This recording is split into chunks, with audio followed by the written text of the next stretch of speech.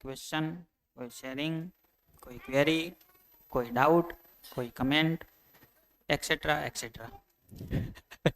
જે કંઈ હોય આમાં.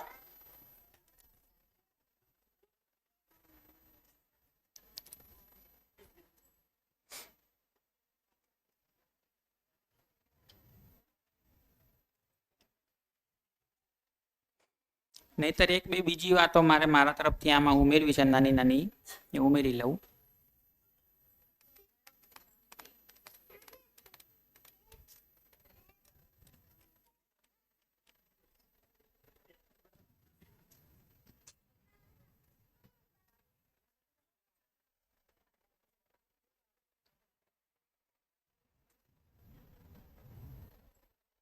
અને લક્ષ્મણભાઈ, તમે પૂછતા હતા ને કાલે કે સમાજ એટલે શું? તમે આયા એ થોડા મોડા આયા તમે, એટલે ચર્ચા એની થઈ ગઈ. તો આને સમાજ કહીએ. સાથે સાથે રહેતા પરિવાર, પરસ્પર પૂરકતાના સંબંધમાં કે જે બધાનું લક્ષ્ય એક હોય. તો એક લક્ષ્ય માટે સાથે મળીને ચાલતા પરિવારો એટલે સમાજ. અને એક લક્ષ્ય કયું? તો આ તમે ગઈ વખતે જોયું હતું એટલે યાદ આવી ગયું હશે.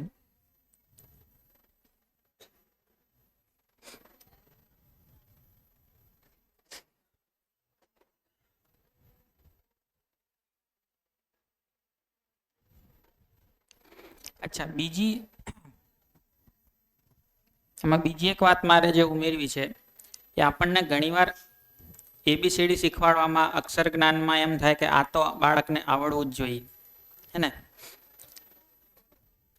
તો એના વિશે જોઈએ તો એવું લાગે કે કોઈ પણ બાળક જ્યારે સ્કૂલમાં દાખલ થાય, 4 વર્ષનું કે 5 વર્ષનું થાય, ત્યાં સુધી તમને શું અનુમાન છે કે એ કેટલી વસ્તુઓને ઓળખતા, કેટલી વસ્તુઓના નામ સાથે, એની ઉપયોગિતા સાથે સમજતું થઈ જાય? કેટલી વસ્તુઓ હશે?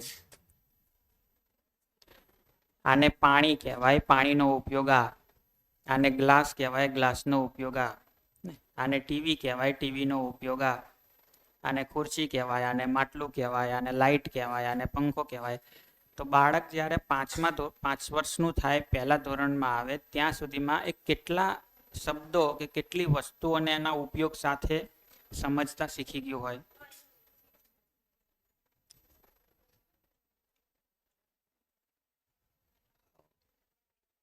એક બે મિનિટમાં બધા થોડા એડજસ્ટ થઈ જાય પછી હું ચાલુ કરું. હજારો વસ્તુઓ હોય, ખુરશી, ટેબલ, પલંગ, ગાદલું, ચાદર. આમ તમે ક્યારેક તમે લિસ્ટ બનાવો તો કેટલું કંઈ, 100, 200, 300 નહીં, પણ હજારો વસ્તુઓને બાળક સમજતા શીખી ગયું હોય. એને તમે ક્યાં લઈ જવા માંગો છો? ABCD ના ખાલી 26 અક્ષરો.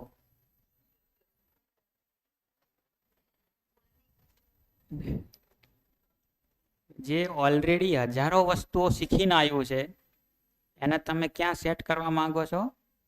26 અક્ષરોમાં. અને એ ના કરે બાળક એટલે તમને એમ લાગે ઠોઠ છે, નથી ભણતું. વિચારવા જેવી વાત છે કે નહીં? કે જે માણસ એમ જ થયું ને કે જે માણસ ઓલરેડી PhD પહોંચવા આવ્યો છે, એને તમે 3જા 4થામાં પરાણે બેસાડો. જે ઓલરેડી હજારો વસ્તુઓને સમજતા શીખી ગયું છે, એને તમે ખાલી 26 અક્ષરોમાં લિમિટેડ કરવા માંગો છો.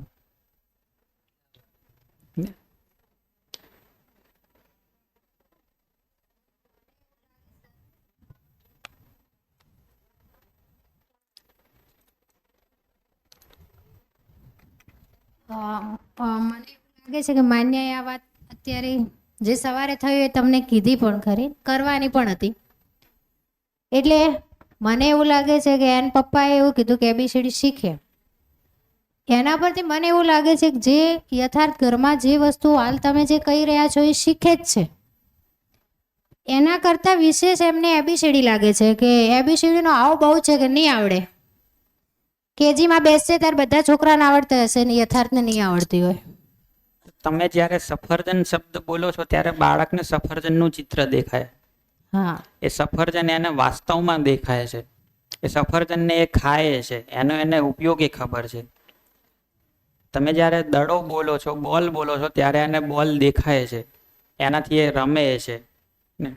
તમે એ બોલો છો ત્યારે એને આખા અસ્તિત્વમાં એ ક્યાં દેખાય છે? હાલની વાત કરું તો અમે ચા પીવા જ્યારે ગયા ત્યારે યથાર્થે મને, હું લાઈનમાં ઊભી હતી, એણે મને એવું કીધું કે આમ રાઉન્ડ ફરીને પાછળ આય એટલે આપણે પહેલા પાછળના ભાગે. તો એ શું છે? એ એ- કેળવણી જ છે ને. હા, મેં નહીં કીધું, એણે મને કીધું. એ જ કહું છું કે તો બાળક એની રીતે ઘણું બધું ઓલરેડી શીખેલું જ છે, પણ જે વસ્તુ એને અસ્તિત્વમાં દેખાતી જ નથી, આપણે એને એમાં ફિટ કરવા માંગીએ કે ભાઈ તું સફરજન ને બધું જે કંઈ તું શીખીને આવ્યો બધું છોડ, તને એ આવડવું જોઈએ નહીં. અને બીજું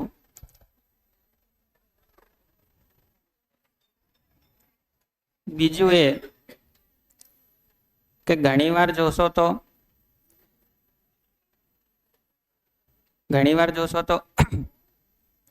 શિક્ષકોને જેટલી એ હોય ને એબીસીડી શીખવાડવાની તમન્ના, એના કરતાં વધારે તો મા બાપને હોય.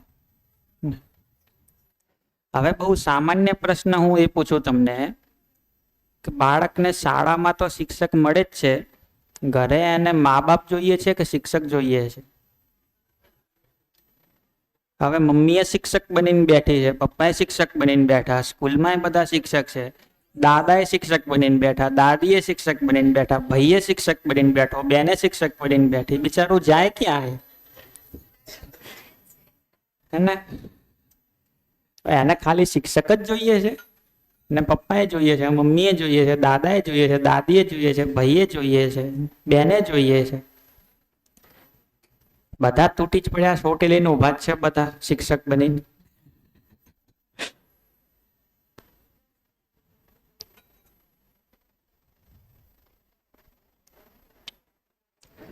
હજુ ત્રીજી વાત કરું તો બાળકને એ એબીસીડીના 26 અક્ષરો આવડે, 1 થી 10 સુધી એકડી આવડે, એ વધારે અગત્યનું છે કે અને આ બધા સંબંધો શું છે અને સંબંધોમાં કઈ રીતે જીવાય એ આવડે એ અગત્યનું છે વધારે? પેલું તો શીખી જ લેશે ને, શું કરશે? એના જરૂર લાગશે ત્યારે શીખી લેશે.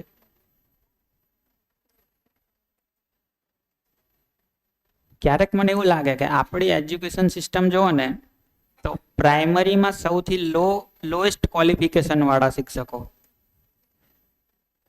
હાયરમાં જાય, હાઈસ્કૂલમાં જાય ત્યારે થોડા વધારે ક્વોલિફિકેશન વાળા શિક્ષકો, હાયર સેકન્ડરીમાં એનથી વધારે ક્વોલિફિકેશન વાળા, કોલેજમાં પીએચડી વાળા. મને એમ લાગે કે બાળક પ્રાઇમરીમાં હોય ત્યારે એને પીએચડી વાળા શિક્ષકોની જરૂર છે ને. એ નાનું હોય ત્યારે એને ખરેખર ગણિત શું છે એ સમજાઈ જાય તો કોલેજમાં તો એની જાતે ભણી લેશે નહીં.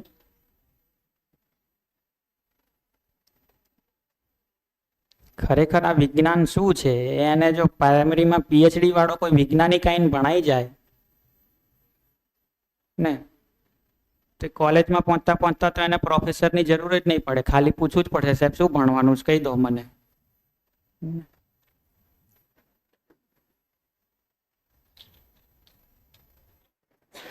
કારણ કે ઘણીવાર હું 9મા 10મા વાળા વિદ્યાર્થીઓને ક્યારેક જોઉં ને તેમને જે ગણિત અઘરું લાગતું હોય છે ને એનું કારણ એ છે કે પ્રાઇમરીમાં એમને ગણિતે ગોખાયું જ છે. ગણિત ખરેખર છે શું એ જ નહીં સમજાયું, કારણ કે શિક્ષકોને જ નહીં ખબર હોતી. વિજ્ઞાન ખરેખર શું વસ્તુ છે એ પ્રાઇમરીમાં બાળકોને ખબર જ નહીં હોતી.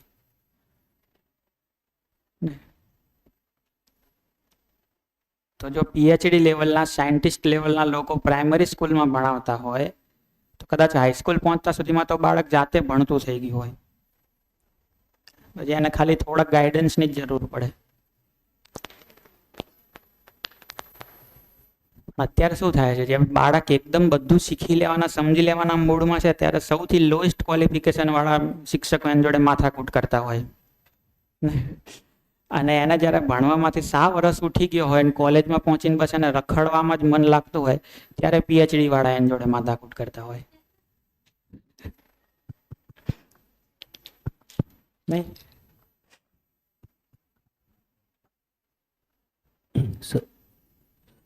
એની સાથે એ જ રીતે ભાષામાં જુઓ તો જો સાહિત્યકારો અને વિદ્વાનો પ્રાથમિક શાળામાં ભણાવતા હોય તો એ કેવું ભાષાનું રસપાન કરાવે. બાળકને આપોઆપ મન થાય નવા નવા શબ્દો જાણવાનું, નવું નવું વાંચવાનું. એના બદલે આપણે તો ભાષામાં એ જ ચાલતું હોય કે આ શબ્દ યાદ રાખજો, MCQ પૂછાશે સમાનાર્થી તરીકે.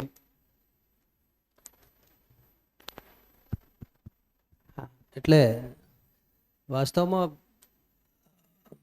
મારી સમજણ એવી છે કે અત્યાર સુધી ગુજરાતીનું ગ્રામર ભણાયું છે, શબ્દો ભણાયા છે, ગુજરાતી ભાષા નથી ભણાઈ.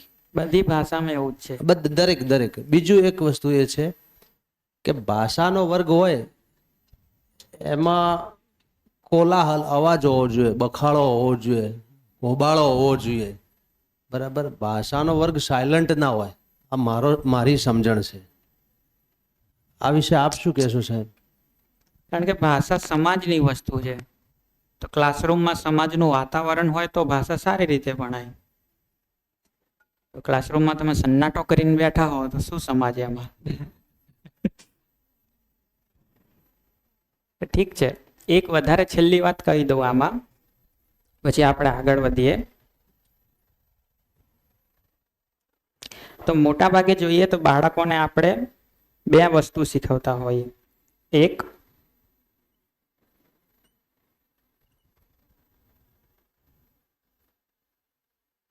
અને બીજું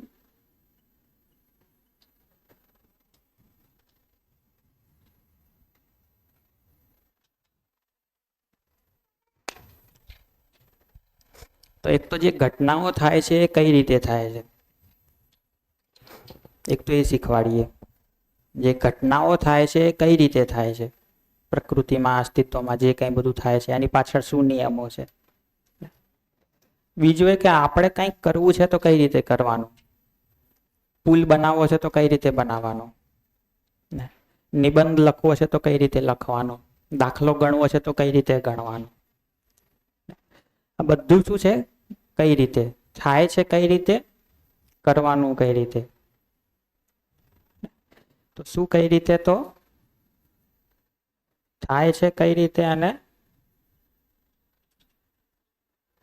કરવાનું કઈ રીતે. એ બધું જોશો તો શું છે,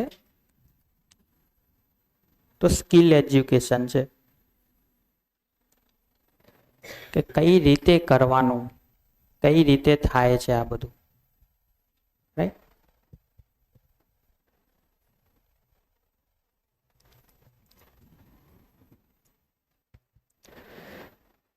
બીજું જોશો કે આ બધું થાય છે કેમ.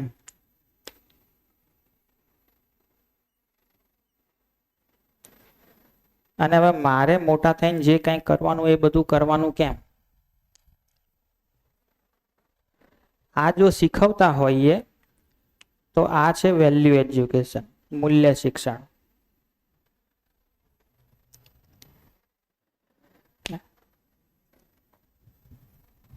તો દુનિયામાં જે કંઈ થઈ રહ્યું છે એ બધું કઈ રીતે થાય છે એ સમજીને હવે મારે કંઈક કરવાનું એ કઈ રીતે કરવાનું, એ સ્કિલ, કૌશલ્યનું હોય શિક્ષણ.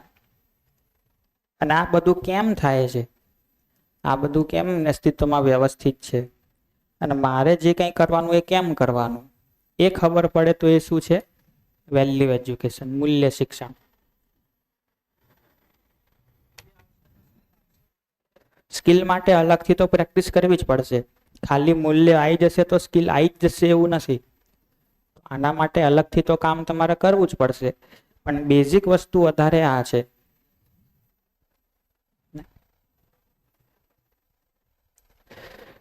તો બસ આટલું જ કહું, વધારે વાત નહીં કરતો ને. વધારે તમને ઠીક લાગે આવું વિચારવું તો વિચારજો.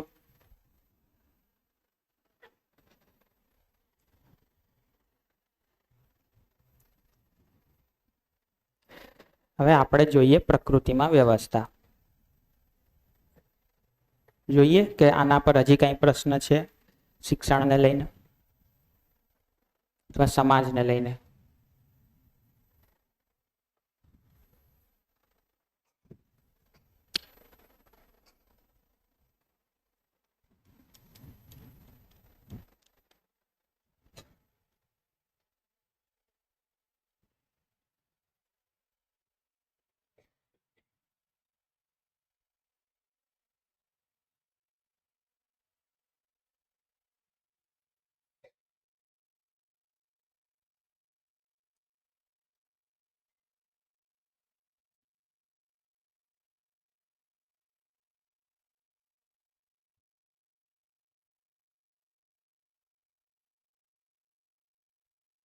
માં કંઈ ના સમજાતું હોય, હજી ક્લિયર કરવું હોય તો પૂછી લ્યો, આમાં અથવા તો આમાં.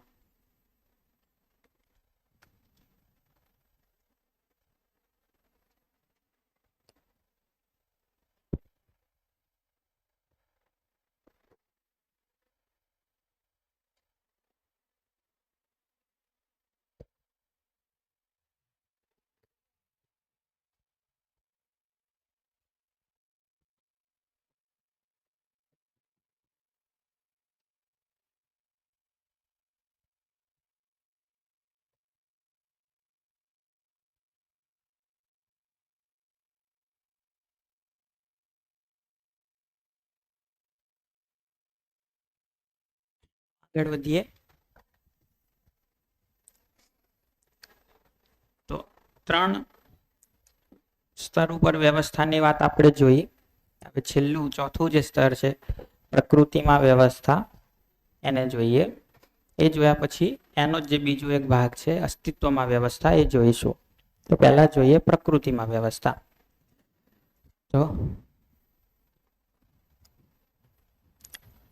આખી એ પીપીટીની સૌથી અસ્તવ્યસ્ત સ્લાઇડ હોય તો આ.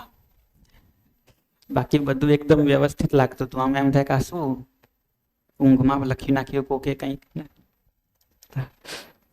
આનો આશય એ છે કે પ્રકૃતિને જોઈએ તો આપણને એમ લાગે કે ભાઈ કેટલું બધું છે પ્રકૃતિમાં, આટલું બધું છે. આટલું બધું સમજવા બેસીએ તો જિંદગી તો ક્યારે પાર આવશે? જિંદગી ઓછી પડે આના માટે તો. આટલું બધું ક્યારે સમજ? આ તો હજી થોડુંક જ લખ્યું છે ને કંઈક. હજી તમે જુઓ તો કેટલું બધું છે પ્રકૃતિમાં. આખું એક અમાપ વિશ્વ ફેલાયેલું પડ્યું હોય એવું લાગે. પણ આપણે પ્રયત્ન એવો કરીએ કે પ્રકૃતિના આ બધાય તત્વોને વર્ગીકૃત કરીએ 4 ભાગમાં, અને એ 4 ભાગમાં એને વર્ગીકૃત કરીને એની વ્યવસ્થાને સમજવાનો પ્રયત્ન કરીએ. તો કયા 4 ભાગ પાડ્યા?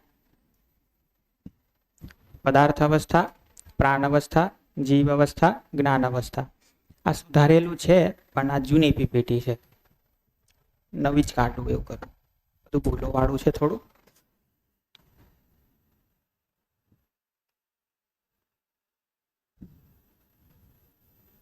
તો પદાર્થ અવસ્થા, પ્રાણ અવસ્થા, જીવ અવસ્થા, જ્ઞાન અવસ્થા. 4 ભાગ કઈ રીતે પાડ્યા? તો આ પદાર્થ અવસ્થા એટલે માટી, ધાતુ, પથ્થર, આ બધું જે પદાર્થો છે એને કીધું પદાર્થ અવસ્થા. પ્રાણ અવસ્થા કોને કીધું? તો જેમાં પ્રાણવાયુનું આવાગમન થાય છે, જે શ્વાસ લે છે. તો વૃક્ષો છે, છોડ છે, વેલા છે, એ બધાને કીધું પ્રાણ અવસ્થા. ઠીક. ત્રીજી અવસ્થા બનાવી જીવ અવસ્થા. બનાવી એટલે આપણે એને એ રીતે જોઈ તો છે તો ખરી જ.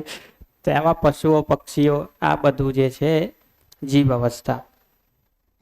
અને ચોથું તત્વ માનવ, જ્ઞાન અવસ્થા. આ 4 ભાગમાં જોઈએ તો આખી પ્રકૃતિને આપણે વહેંચી શકીએ. આ ખુરશી છે, આ દિવાલ છે, આ આખું ભવન છે, પંખા, લાઇટો, આ બધું શું છે? પદાર્થ અવસ્થા. જે ઝાડવા છે, ઘાસ છે, આ બધું શું છે? પ્રાણ અવસ્થા. જીવ જાનવરો જે પક્ષીઓ બધા છે એ જીવ અવસ્થા, અને આપણે જ્ઞાન અવસ્થા.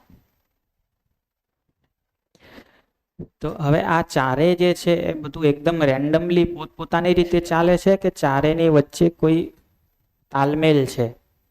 તો ધીરે ધીરે એવું જોઈએ. પહેલા જોઈએ પદાર્થ અવસ્થા અને પ્રાણ અવસ્થા વચ્ચે શું તાલમેલ છે.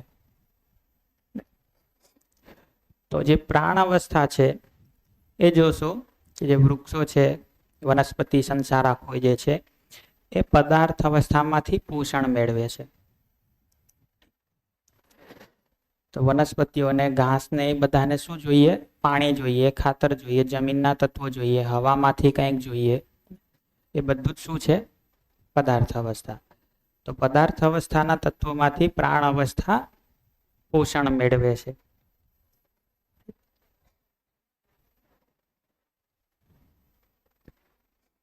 તો પદાર્થમાંથી પ્રાણ અવસ્થા પોષણ મેળવે છે. આ રિટર્ન તીર જે માર્યું તો બદલામાં શું પાછું આપે છે? તો જ્યાં વૃક્ષો વધારે ઉગ્યા હશે ત્યાં જમીનની ફળદ્રુપતા વધારે હશે, કારણ કે એના પત્તા જે ખરશે એ બધાથી જમીનની ફળદ્રુપતા વધશે. એના મૂળ હશે એ જમીનને બાંધી રાખશે. તો જ્યાં ઝાડ નહીં હોય ત્યાં જમીન એકદમ ઉજ્જડ લાગશે. જ્યાં જંગલ હશે ત્યાં જમીન એકદમ ઊંચી અને એકદમ ફળદ્રુપ લાગશે. તો જ્યાં પદાર્થ અવસ્થામાંથી આણે કંઈ લીધું ત્યાં ઘણું બધું પાછું પણ આપ્યું. તો આ બંનેની વચ્ચે આ રીતની વ્યવસ્થા છે. ત્રીજી અવસ્થા એન્ટર કરીએ, જીવ અવસ્થા. તો જીવો હરે ફરે રહે ક્યાં આગળ? પદાર્થ અવસ્થા. જમીન ઉપર તો રહેશે, જંગલમાં રહેશે, બીજે ક્યાંક રહેશે. બધે જમીન, પર્વતો, ગુફાઓ એ બધું પદાર્થ અવસ્થા જ છે. એમના મળમૂત્રથી જમીનને વધારે ફળદ્રુપ બનાવશે. જીવ અવસ્થામાં જે શાકાહારી વર્ગ છે એમનો ખોરાક પ્રાણ અવસ્થામાંથી લેશે. મોટાભાગનો જે શાકાહારી વર્ગ જ છે એ પ્રાણ અવસ્થામાંથી ખોરાક લેશે. બદલામાં શું આપશે?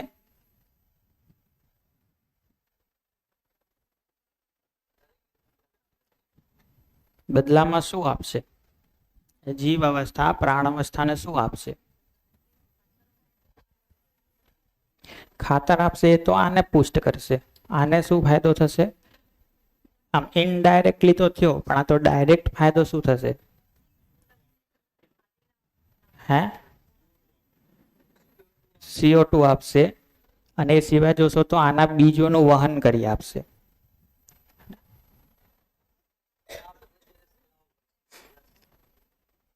તો આના બીજોનો ફેલાવો મોટે ભાગે જોશો તો પશુ પક્ષીઓ દ્વારા થાય.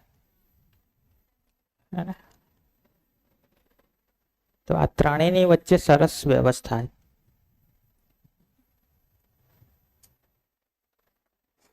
વધારે ઇન્ટરેસ્ટિંગ વાત જોશો તો જ્યાં પદાર્થ અવસ્થા એકલી હશે ત્યાં એ વધારે સારી હશે, કે પદાર્થ અને પ્રાણ બંને હશે ત્યાં પદાર્થ અવસ્થા વધારે સારી હશે?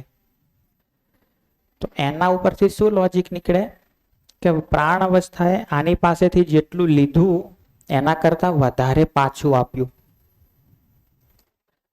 તો જ આ વધારે ડેવલપ થઈને લોજિક ખ્યાલ આવે. જો તમને એમ લાગતું હોય કે જમીનમાંથી પ્રાણ અવસ્થા બધું ખેંચી જ લે છે, તો જ્યાં જંગલ હોય ત્યાં તો જમીન ખરાબ થઈ જવી જોઈએ. પણ જ્યાં વૃક્ષો છે ત્યાં જમીન વધારે સારી થાય છે. એનો મતલબ શું થયો? કે આની પાસેથી જેટલું લે છે એના કરતા વધારે પાછું આપે છે. હું તમારા પાસેથી જેટલા રૂપિયા લઉં એનાથી વધારે પાછા આપું તો જ તમે સમૃદ્ધ વધારે થશો ને. તો આની પાસે આણે જે લીધું એના કરતા વધારે પાછું આપ્યું એટલે આ વધારે સમૃદ્ધ થઈ. બીજું એ જોશો કે આ ત્રીજી જે અવસ્થા છે, તો જ્યાં જંગલમાં પશુઓ હશે એ જંગલ વધારે સ્વસ્થ હશે, કે જ્યાં પશુઓ નહીં હોય એ વધારે સ્વસ્થ હશે? તો પશુઓ હશે એ વધારે સ્વસ્થ હશે. એનો મતલબ શું થયો કે આ જીવ અવસ્થા પણ આ બંને પાસેથી જેટલું લે છે એની કમ્પેરમાં વધારે પાછું આપે છે. તો ધરતી પર સૌથી પહેલા કઈ અવસ્થા વિકસિત થઈ? પદાર્થ અવસ્થા. પછી આ અહીંયા સુધી ધરતી સરસ ચાલતી હતી.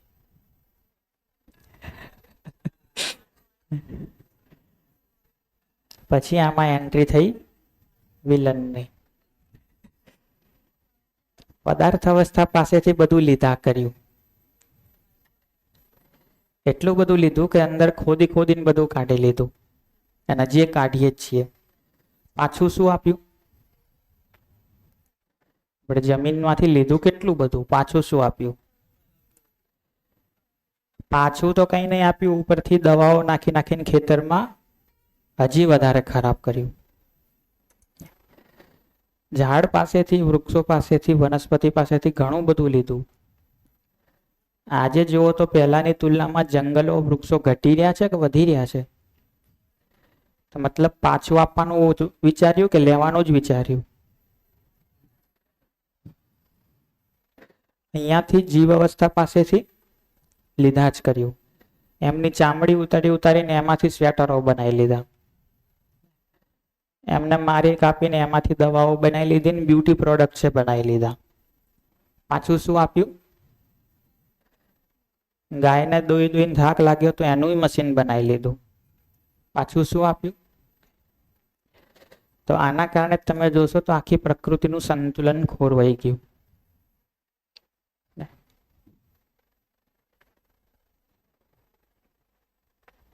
આ પણ પ્રદૂષિત, આ પણ અને આની તો ઘણી પ્રજાતિઓ નષ્ટ થવા આવી ગઈ, ઘણી તો નષ્ટ થઈ ગઈ.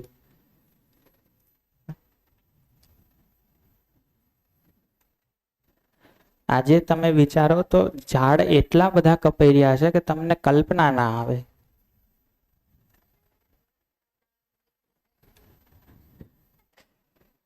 આપણને આમ સામાન્ય રીતે શું કલ્પનામાં આવે કે ઝાડ કાપીને કેટલા કાપતા હશે, પણ ક્યારેક ઇન્ટરનેટ ઉપર જઈને સર્ચ કરજો કે રોજના કેટલા ઝાડ કપાય,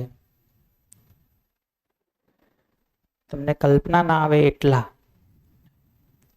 જમીનમાંથી કેટલો કોલસો કાઢવામાં આવે છે, કેટલું પેટ્રોલ કાઢવામાં આવે, કેટલું લોખંડ કાઢવામાં આવે, મતલબ આપણને કલ્પનામાં ના આવે એટલું. હમણાં અમે એક આર્કિટેક્ટ જોડે બેઠા હતા, તો એમણે કીધું કે એક સમયે વણાકબોરી જે થર્મલ પાવર સ્ટેશન છે એમાં ગયા હતા 2003માં કે 5માં કે એમ ક્યાંક.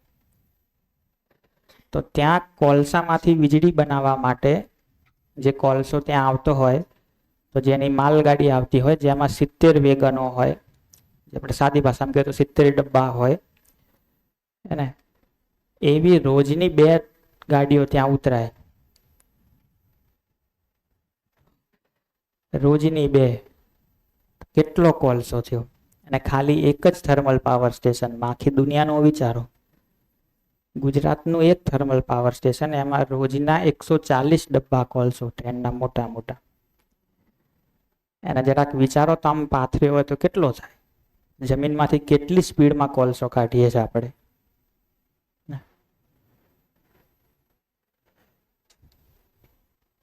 આ બધું એટલી સ્પીડમાં આપણે લઈએ છીએ, કાઢીએ છીએ કે ધરતીમાં જે પ્રોસેસ થતી હોય બનવાની એ બધી ધીમી લાગે એની સામે, એટલે બધું ખાલી થતું જાય અંદર.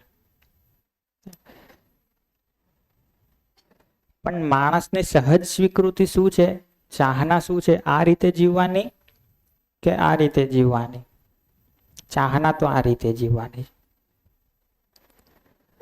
પણ આ બધું મોટા સ્કેલ ઉપર તો જે ખોટું ખરું થઈ રહ્યું છે. આપણે આપણા લેવલે કેટલું કરી શકીએ એ તો વિચારવું પડશે ને.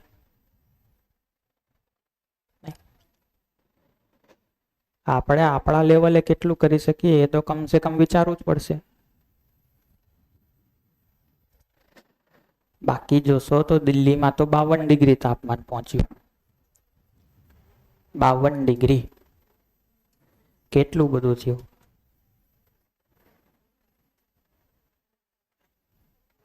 વાવાઝોડા તો રેગ્યુલર મહેમાન બની ગયા, દર ચોમાસામાં 1-2 તો આવે જ છે.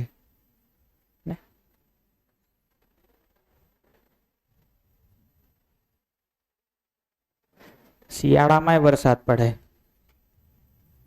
પહેલા તો ક્યારેક પડતો હતો, હવે તો પડે જ છે.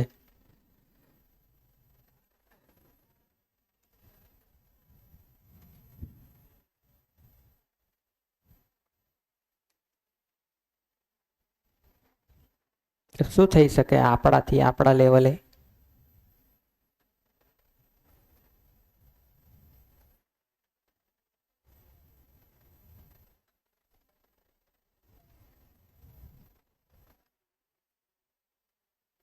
ક્યાંક વિચારવું પડશે કે ચાલશે, આપણને જ નહીં લાગતી ગરમી, એસીમાં બેઠા છીએ એટલે વાંધો નહીં.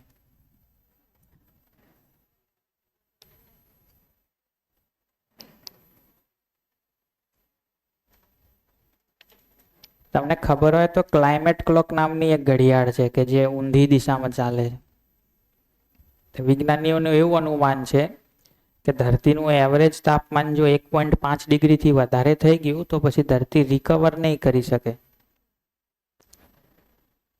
મતલબ પછી નો રિટર્ન થઈ જશે. જેમ ગરમી વધે છે તો પછી એક લેવલથી વધારે થઈ ગઈ તો એ વધતી જ જશે, વધતી જ જશે, વધતી. પછી તમે ગમે એવા ઝાડ વાવો કે બધું બંધ કરી દો, એસી, પેટ્રોલ બધું જ વાપરવાનું બંધ કરી દો, તો એ ધરતી રિકવર નહીં કરી શકે. એટલી હદે બગડી જશે બધું. તો એ ટાઈમ આવવામાં કેટલી વાર છે એને લઈને એમણે ગણતરી કરી કે જો આ જ રીતે આપણે ચાલીએ તો આટલા વર્ષોમાં એવી જગ્યા, એવી સ્થિતિએ પહોંચી જઈશું કે પછી ધરતી રિકવર નહીં થાય. પછી તમે બધું જ વાપરવાનું બંધ કરી દો, લાઇટ વાપરવાનું બંધ કરી દો, ગાડી વાપરવાનું બંધ કરી દો, તો એ ધરતી રિકવર નહીં થાય. તો એને કેટલો ટાઈમ બાકી છે? ક્લાઇમેટ ક્લોકની એમની ગણતરી પ્રમાણે 6 વર્ષ બાકી છે. જો 6 વર્ષમાં આપણે કંઈ ના કર્યું તો એવી જગ્યાએ આવશું કે પૂરું. પછી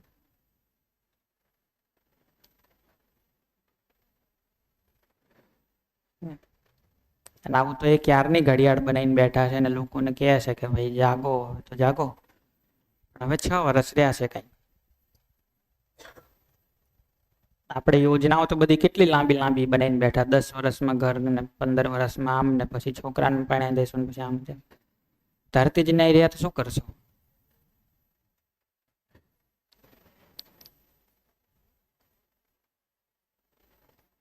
દરેક મા બાપ એમ વિચારે કે છોકરા માટે ઘર બહાર કરીને જઈએ, એને ઘર વ્યવસ્થિત આપીને જઈએ, ગાડી વ્યવસ્થિત આપીને જઈએ.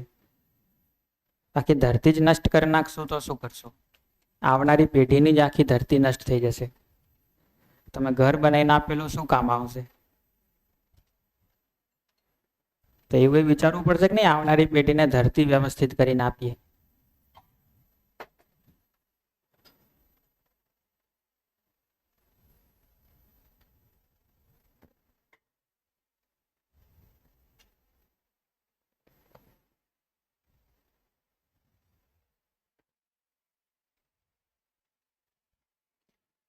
તો ઘણા નાના નાના ઉપાયોથી આપણે શરૂ તો કરી શકીએ.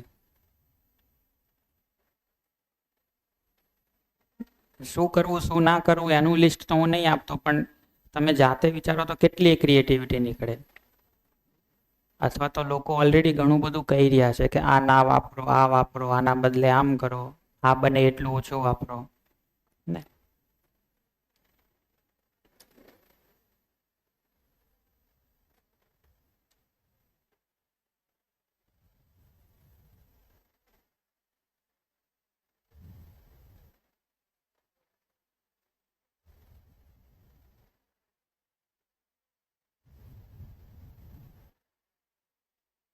મને તો ક્યારેક કેમ એ પ્રશ્ન થાય કે એક સમયે તો કબૂતરોને બહુ શાંત પક્ષી માનવામાં આવતા હતા ને, અત્યારે જ્યાં જોતા કબૂતરા બાજતા જ હોય.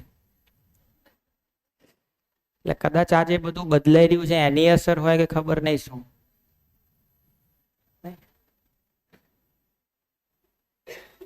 માણસ જોડે રેરીને બગડી ગયા કે શું થયું?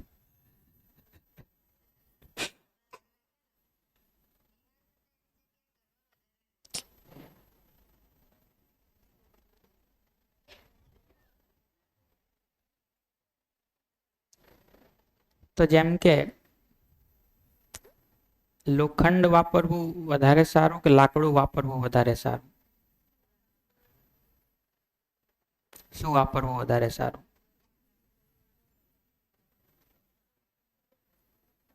તમારા ઘરમાં ફર્નિચર બનાવવું હોય તો લાકડાનું બનાવવું સારું કે કોઈ ધાતુનું બનાવવું સારું? આપણે શું વિચારીએ દેખાશે શું સારું, પણ હવે થોડુંક આખી ધરતીની દ્રષ્ટિએ વિચારો, પ્રકૃતિની દ્રષ્ટિએ વિચારો તો શું સારું?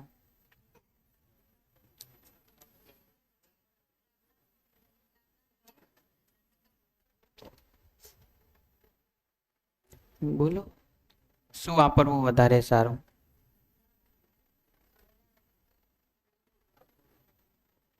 લાકડું વાપરવું વધારે સારું?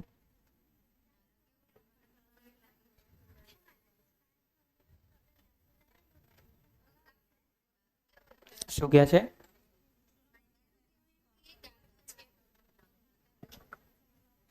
કે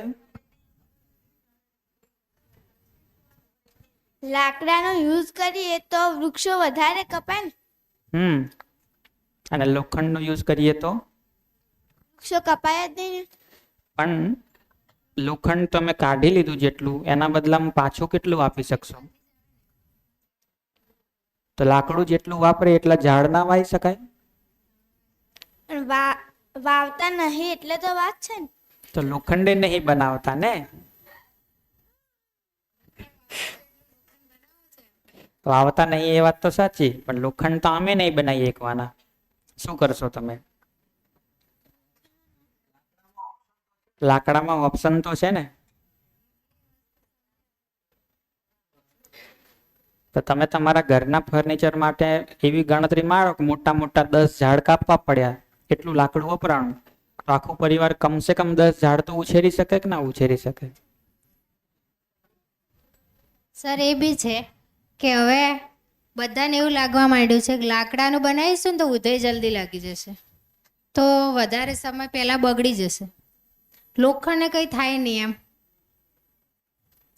એ ખરું, પણ એના બે રસ્તા છે કે એક તો દહીંની એક અમુક આપણે પ્રાકૃતિક, મને નહીં ખબર શું ઈલાજ છે, પણ કંઈક પ્રાકૃતિક ઈલાજ એનો એ હશે.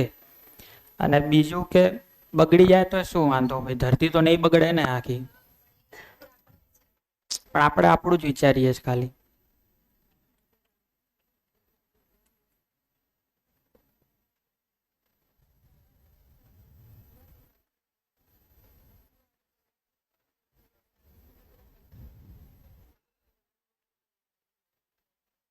અચ્છા, પછી કોઈ આમ બિલ્ડિંગ હોય તો એ બિલ્ડિંગની દિવાલ આખી સિમેન્ટની હોય તો વધારે સારી લાગે કે એમાં કાચ વાળી હોય તો સરસ લાગે?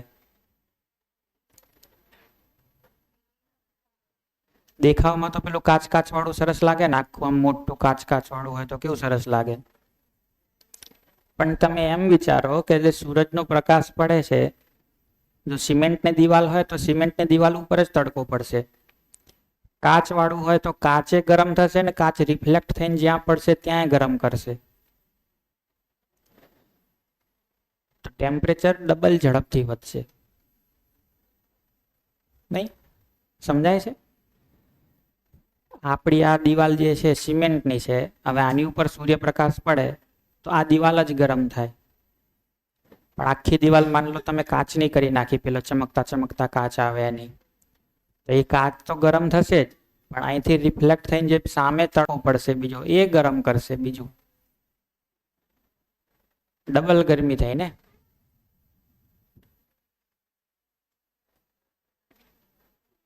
આપણે એવું બધું ક્યાં એટલું લાંબુ ક્યાં વિચારીએ છીએ?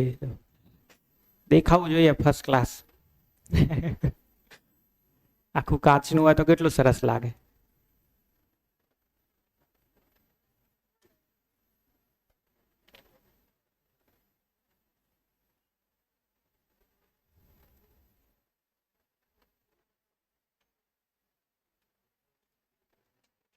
પછી પેલા પ્લાસ્ટિકના ગ્લાસ વાપરીએ જમણવારોમાં, એના ઉપાય તો કેટલા બધા છે. જો તમારે કરવા જ હોય તો ડિસ્પોઝેબલ જે ગ્લાસ વાપરતા હોય એકવાર પાણી પીને ફેંકી દેવાના.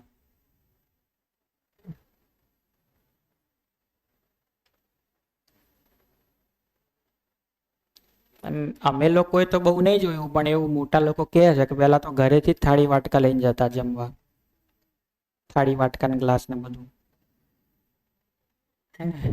ત્યાં તો ખાલી જમવાનું જ બનાવ્યું હોય, થાળી વાટકા ઘરેથી લઈને જવાના.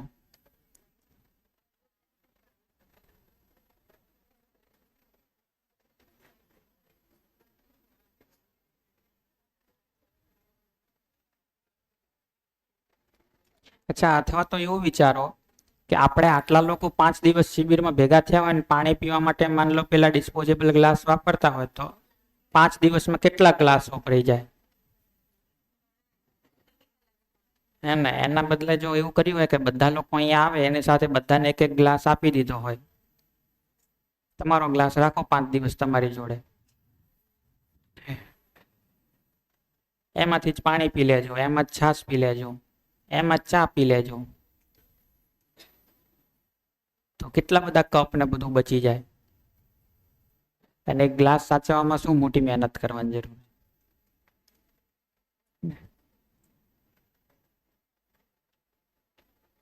પછી ઘરે લઈ જજો તમ તારે.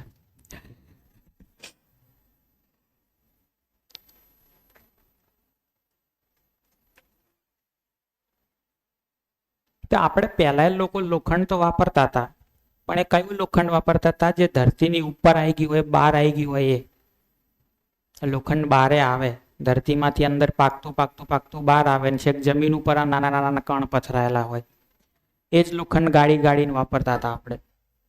પછી આપણે થોડું વધારે આપણી બુદ્ધિ દોડાઈ કે ઉપર શું કામ આવવા દેવું, આપણને ખાડો ખોદતા નહીં આવડતું, અંદર જઈને લઈ આવો. એટલે બધું ખાલી થવા માંડ્યું. પહેલા એવું હતું કે જે ઉપર આવે એ જ વાપરવાનું. એટલે ધરતી આપણને તૈયાર કરીને તો આપે જ છે કે લો લોખંડે વાપરો, તમે તમારે મજબૂત વસ્તુઓ બનાવો, લોખંડે વાપરો, પણ માપે વાપરો, ગણતરી કરીને વાપરો. આટલું બન્યું છે, આટલું તૈયાર છે, આટલો સ્ટોક રેડી છે.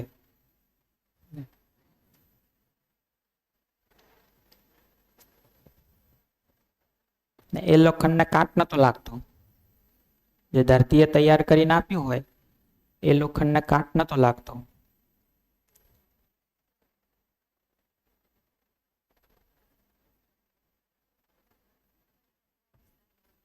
કારણ કે કુદરતી રીતે તૈયાર થયેલું હતું એ.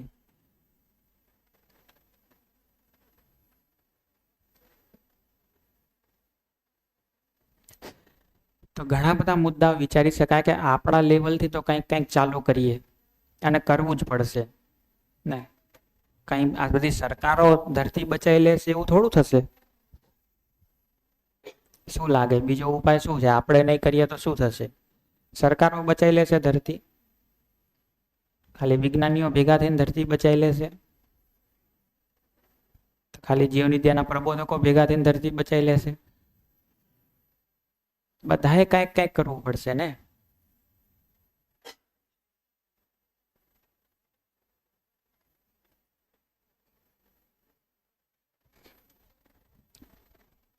બીજી એક વાત જુઓ ને, તો આપણે આ જે શબ્દ વાપરીએ છીએ ને કે આખી ધરતી બચાવવાની જરૂર છે, એ ખરેખર ખોટું છે. ધરતી બચાવવાની જરૂર નથી. કારણ કે તમે જોશો તો આ જે પદાર્થો છે એની સંખ્યા કેટલી બધી છે.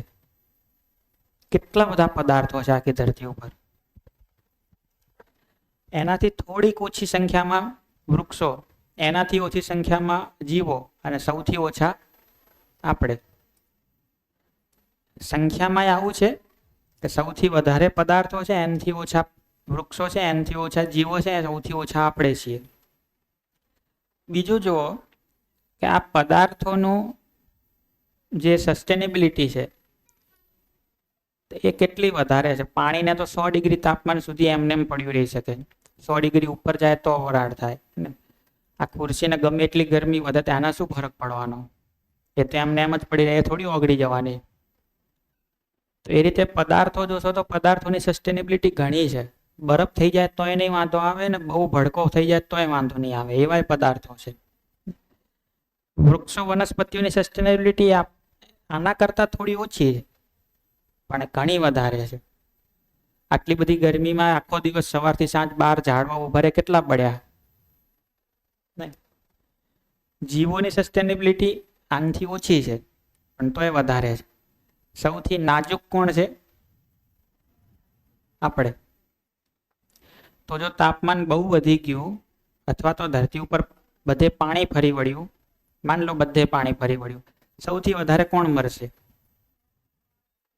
અને ધરતી ઉપર પ્રલય આવશે તો સૌથી પહેલું કોણ સાફ થશે? આ ઘણા બધા મરી જશે, પણ કોઈ કોઈ તો બચી જશે. છતાંય આ એ ઘણા બધા મોટા ભાગના બચી જશે. અને આને તો આમે કાંઈ નહીં થવાનું. પદાર્થ અવસ્થાને તો આમે કંઈ નહીં થવાનું. આ એ મોટા ભાગે બચી જશે, આ એ ઘણા બધા બચી જશે, આ બધા સાફ થઈ જશે. કાં તો બહુ કંઈક પ્રયત્નો કરીને અમુક થોડા બચે તો બચે. તો ખરેખર જુઓ તો સસ્ટેનેબિલિટીમાં પણ આ જ ચાર્ટ છે. આવું જ લાગુ પડે. એક તો સંખ્યામાં, એક સસ્ટેનેબિલિટીમાં, ત્રીજું ડિપેન્ડન્સીમાં, નિર્ભરતામાં. માણસે જીવવું હશે તો આ ત્રણેયની જરૂર પડશે. આપણે સારી રીતે જીવવું હશે તો આ ત્રણેયની જરૂર પડશે. આમણે જીવવું હોય તો માણસની જરૂર નહીં. આપણે નહોતા ત્યારે જીવો તો હતા જ ને ધરતી ઉપર. તો આમને જીવો અને જીવવા માટે માણસની જરૂર નથી, એ તો આ બંનેથી જીવી લેશે. આને તો આ બેની જરૂર નથી, આનાથી જ જીવી લેશે, અને આને તો કોઈની જરૂર નથી. તો સૌથી વધારે નિર્ભર કોણ છે? આપણે જ. તો ત્રણેયમાંથી કશાયમાં ગડબડ થાય તો સૌથી વધારે નુકસાન આપણને જ થશે. એટલે જોઈએ તો ખરેખર ધરતી નથી બચાવવાની, આપણે આપણી જાતને જ બચાવવાની છે. અગર કંઈક થશે તો આપણે સૌથી પહેલા ઉપડી જશું. આ ત્રણેય તો તોય બચી જશે.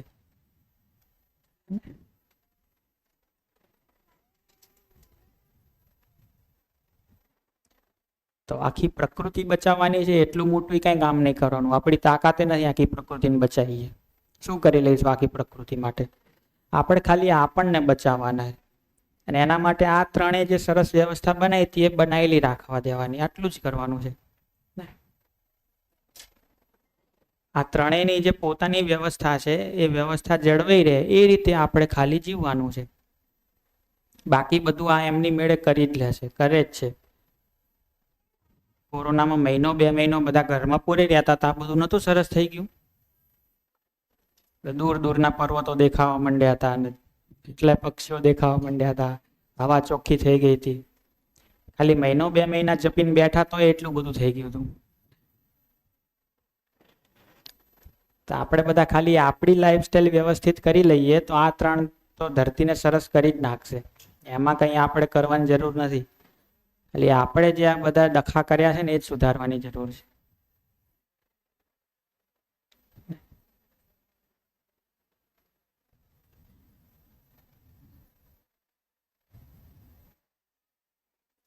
તો આપણી જીવનશૈલીમાં આપણે જે ગરબડો કરી છે એટલું સુધારીને વ્યવસ્થિત જીવવા માંડીએ તો પ્રકૃતિ તો એની રીતે વ્યવસ્થિત છે જ ને, થઈ જ જશે.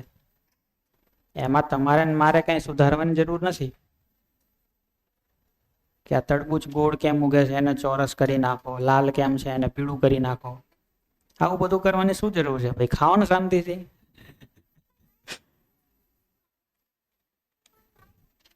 તો આપણી લાઈફસ્ટાઈલ એવી રીતે કરીએ કે આ ત્રણની વ્યવસ્થા બનેલી રહે અને આપણે એમાં વ્યવસ્થિત ભાગીદારી કરીએ, ગરબડ ના કરીએ.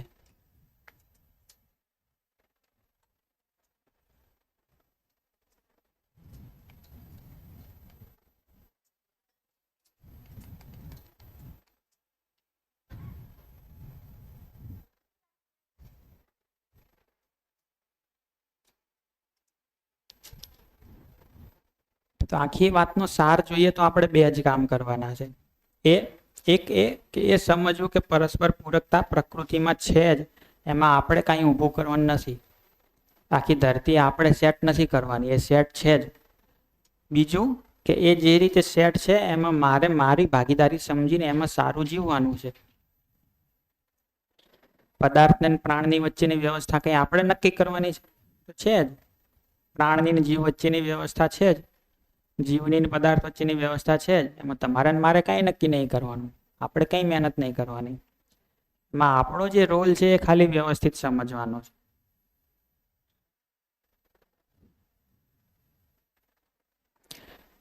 તો આટલી વાત હતી પ્રકૃતિમાં વ્યવસ્થા ઉપર.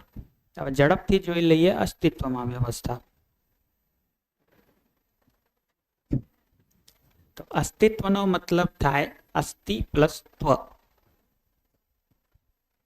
અસ્તિ એટલે છે અથવા હોવું, ત્વ એટલે વ્યવસ્થા.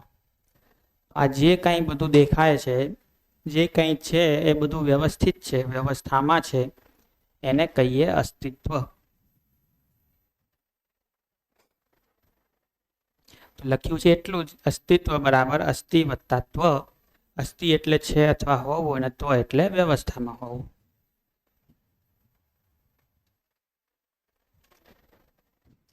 અસ્તિત્વમાં જોઈએ તો શું છે? તો સહઅસ્તિત્વ છે. કોનું સહઅસ્તિત્વ છે? તો સ્પેસનું અને એકમોનું. તો આપણે આખી પ્રકૃતિને જે 4 ભાગમાં વહેંચી હતી એમાંથી હજી જોશો તો કોઈ એક ભાગ એવો બાકી રહી જાય છે કે 4માંથી એકેમાં નહીં આવતો. એ છે સ્પેસ, શૂન્ય. સ્પેસ શું છે? ખાલી ધરતીની બહાર કાળું કાળું દેખાય એ જ નહીં, પણ જે કંઈ ખાલી જગ્યા છે એ બધી જ સ્પેસ છે, એ બધું જ શૂન્ય છે.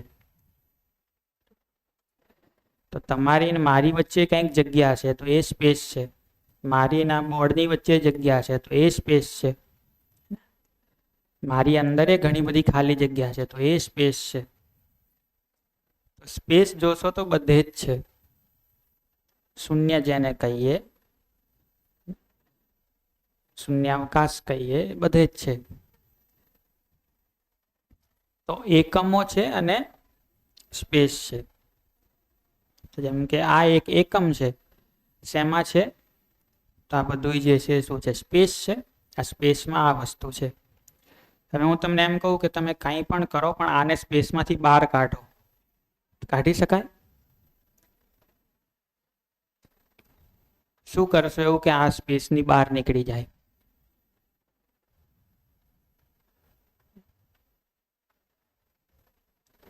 તને ગમે ત્યાં લઈ જશો હશે તો સ્પેસમાં જ.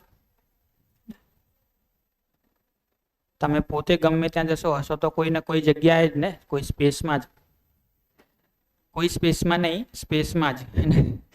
તો શૂન્ય છે, એકમો છે, અલગ અલગ યુનિટ્સ છે અને સ્પેસ છે. એ બંને દર વખતે સાથે સાથે જ છે. એટલે આ અસ્તિત્વ સહઅસ્તિત્વ છે અને એ નિત્ય વર્તમાન છે. એવો કોઈ સમય છે જ નહીં કે જેમાં સ્પેસ અને એકમો અલગ અલગ હોય. હે પ્રશ્ન છે કઈ? તો શૂન્યમાં એકમો ના હોય એવો કોઈ સમય છે જ નહીં. એટલે એ નિત્ય વર્તમાન છે. દર ક્ષણે એવું છે જ. તમે પોતે સ્પેસમાં છો, તમારું ઘરે સ્પેસમાં છે, આખી ધરતી સ્પેસમાં છે, આ ખુરશીઓ સ્પેસમાં છે, બધું જ. અને એ દર ક્ષણે છે જ. યુનિટ્સને જોશો તો એ આકારમાં સીમિત છે. હું છું તો મારો એક આકાર છે, સીમિત છે. તમે છો, તમારો એક આકાર છે, સીમિત છે. એટલી સીમામાં જ તમે છો ને. હું અહીંયા છું, ત્યાં નથી, કેમ કે મારો આકાર આટલો જ છે. હું અહીંયા છું, ત્યાં નથી, કેમ કે મારો આટલો જ આકાર છે. તો હું અહીંયા છું, સીમિત છું. પણ જે સ્પેસ છે એની કોઈ સીમા નથી, એનો કોઈ આકાર નથી. એ તો અહીંયા છે, ત્યાં છે, પેલે છે, બધે છે. તો એનો કોઈ આકાર નથી, એની કોઈ સીમા નથી. એટલે એ અસીમ છે, બધે જ છે. એટલે એ વ્યાપક છે. જે એકમો છે એ જોશો તો ક્રિયા કરે છે અને ક્રિયાશીલ છે. તો ગમે તેવી જળ વસ્તુ તમને દેખાતી હોય, પથ્થરો હોય, એ પથ્થરાની અંદર એના અણુ પરમાણુમાં કાંઈક તો ક્રિયા થાય જ છે. એની અંદર કાંઈક તો ક્રિયાઓ થાય જ છે. તો ગમે તેવી તમને પ્લાસ્ટિકની ખુરશી દેખાતી હોય, એક સમય પછી તો પ્લાસ્ટિક બરડ થાય જ છે. એનો મતલબ એની અંદર ધીમે ધીમે પણ કાંઈક તો ક્રિયા થઈ. તો કોઈ પણ વસ્તુ ગમે તેવી જળ દેખાતી હોય એ પણ ક્રિયા કરે જ છે. બાકી જે જળ ના દેખાતી હોય એમાં તો ક્રિયાઓ છે જ. ઝાડવાઓમાં ક્રિયા છે, જાનવરોમાં ક્રિયા છે, આપણામાં ક્રિયા છે. અને બહાર પણ ક્રિયા કરે છે. એટલે ક્રિયાશીલ પણ છે. પણ સ્પેસમાં જોશો તો કોઈ એક્ટિવિટી નથી, કોઈ ક્રિયા નહીં થતી. સ્પેસમાં શું ક્રિયા થાય? છે તો છે.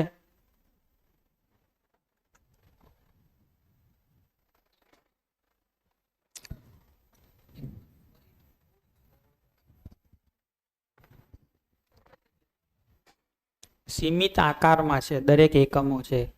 તો દરેક એકમનો આકાર જે છે એ સીમિત છે. આ ખુરશી છે તો આટલો જ આકાર છે એનો. ઠીક છે. શૂન્ય જે છે એનો કોઈ આકાર નથી. જે સ્પેસ છે એનો કોઈ આકાર નથી. ઠીક. આનો આકાર છે એટલે એ સીમિત છે કે ખુરશી અહીંયા છે તો અહીંયા જ છે, પછી ખુરશી ત્યાં નથી. પણ સ્પેસ છે તો અહીંયા છે, ત્યાં છે, પહેલે છે, બધે છે.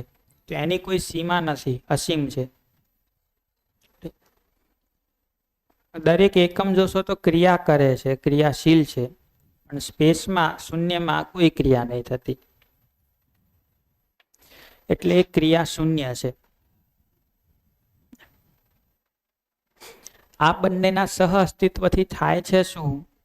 તો શૂન્યના સહ અસ્તિત્વમાં દરેક એકમ ઉર્જિત છે. તો દરેક એકમમાં ઉર્જા ક્યાંથી છે? તો શૂન્યના સહઅસ્તિત્વના કારણે. શૂન્યના સહઅસ્તિત્વમાં દરેક એકમ નિયંત્રિત છે, પોતાનામાં વ્યવસ્થિત છે. તો નાનામાં નાના અણુ પરમાણુને જોશો તો એ એક વ્યવસ્થામાં છે, પોતે વ્યવસ્થામાં છે અને મોટી વ્યવસ્થામાં ભાગીદારી કરે છે. તો એક હાઇડ્રોજનનો પરમાણુ છે, પોતે વ્યવસ્થિત છે, ઓક્સિજનના પરમાણુ સાથે ભાગીદારી કરીને પાણી બનાવે છે. પાણી પોતે વ્યવસ્થિત છે, આખી સૃષ્ટિની વ્યવસ્થામાં ભાગીદારી કરે છે. આખી ધરતી પોતે વ્યવસ્થિત છે, આખા સૌરમંડળની વ્યવસ્થામાં ભાગીદારી કરે છે. આખું સૂર્યમંડળ છે પોતે વ્યવસ્થિત છે, આખી ગેલેક્સીની વ્યવસ્થામાં ભાગીદારી કરે છે. તો એક પરમાણુથી લઈને આખા બ્રહ્માંડ સુધીની બધી વસ્તુઓ શૂન્યમાં છે, શૂન્યના સહઅસ્તિત્વમાં ઉર્જિત છે, શૂન્યના સહઅસ્તિત્વમાં જ નિયંત્રિત છે, વ્યવસ્થિત છે, વ્યવસ્થામાં ભાગીદાર છે.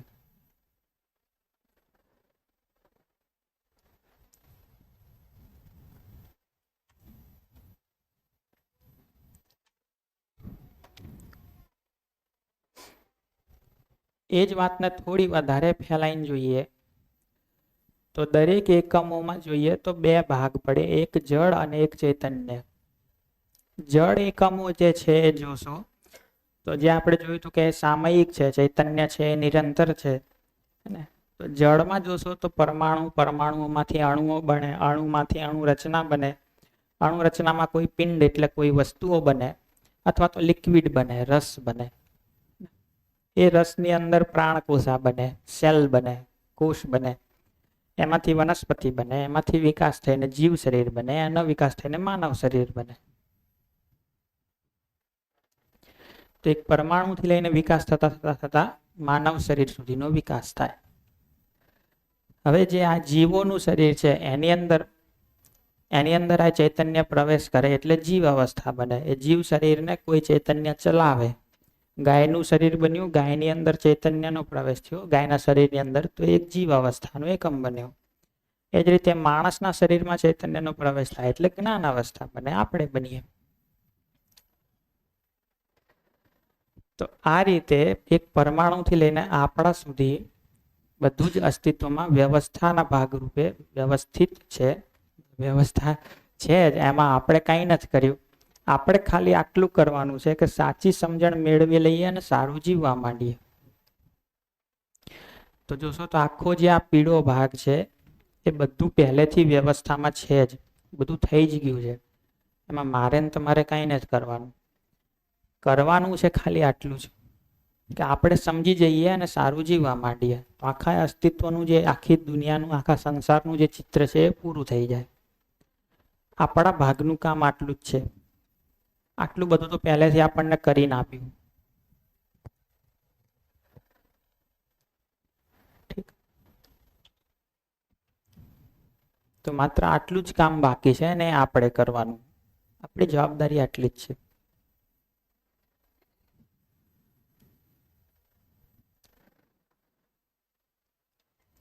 તો આ હતી અસ્તિત્વમાં વ્યવસ્થાની વાત.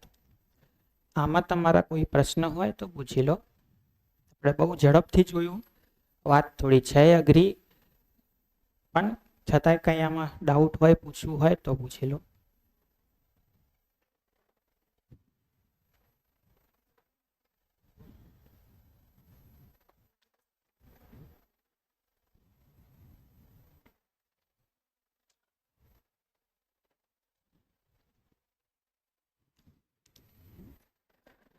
ઠીક છે, તો આપણે એવું કરીએ હવે કે જે મૂળ ચર્ચા હતી એ તો બધી આપણે સમયસર પૂરી કરી લીધી. લંચ પછી જે હું કહું છું કે આનો સાર કાઢવાનું કામ કરીશું. આટલું બધું યાદ ના રાખવું પડે એટલે 30 સ્લાઇડમાં 30 સ્લાઇડને એક સ્લાઇડમાં, એક સ્લાઇડને એક વાક્યમાં, એક વાક્યને એક શબ્દમાં, એ લંચ પછી કરીશું. એના પછી તમારા લોકોના અભિપ્રાય સાંભળીશું કે તમને શિબિરમાં શું સમજાણું, કેવું લાગ્યું. તો એની પહેલાં આ એક ફીડબેક ફોર્મ પણ છે, એ પણ તમે અહીંથી જતી વખતે ત્યાં કોઈ ભાઈ ઊભા હશે એમની પાસેથી લઈ લેજો. એમાં તમારું નામ, મોબાઈલ નંબર અને 2-4 પ્રશ્નો છે કે તમને સ્વયં વિશે શું સમજાણું, પરિવાર વિશે શું સમજાયું, એમાં તમને જે સમજાયું હોય એ તમારે લખવાનું, ખાલી તમારો અભિપ્રાય આપવાનો શિબિર વિશે કે મને આવું આવું સમજાયું. એમાં તમારા મૂલ્યાંકન માટે નથી, એ પણ શિબિર કેવી રહી, હું કેટલું કહી શક્યો એના મૂલ્યાંકન માટે છે. અને એ ક્યાંય કોઈને બતાડવામાં કે ક્યાંય પબ્લિશ કરવામાં નહીં આવે, એ ખાલી મારી પાસે જ રહેશે. એટલે એકદમ નિશ્ચિંત થઈને જે તમને સમજાયું હોય લખજો એમાં. અને અડધો કલાક આપણે 11:30 બ્રેક કરીએ છીએ, તો અડધો કલાક હું એમ વિચારું છું કે આ આખી વાતને એનિમેશન સ્વરૂપે કહેવાનો પણ એક પ્રયત્ન છે. તો 10-10 મિનિટના 3 વિડીયો છે, એ આપણે જોઈએ. તો થોડું વિડીયો જોવામાં તો બધાને મજા આવે એનિમેશન જેવું, અને આ જ આખી વાત એમાં રિપીટ થશે. તો એ 3 એનિમેશન વિડીયો છે એ આપણે જોઈએ. એના પછી આ ફોર્મ તમે લઈને જજો, બ્રેકમાં ગમે ત્યારે ટાઈમ લઈને ભરી દેજો, અને પછી પાછા આવો ત્યારે આપી દેજો. પછી આપણે સાર કાઢી લઈશું. સાર કાઢીને પછી તમારા અભિપ્રાયો સાંભળીને ટાટા બાય બાય.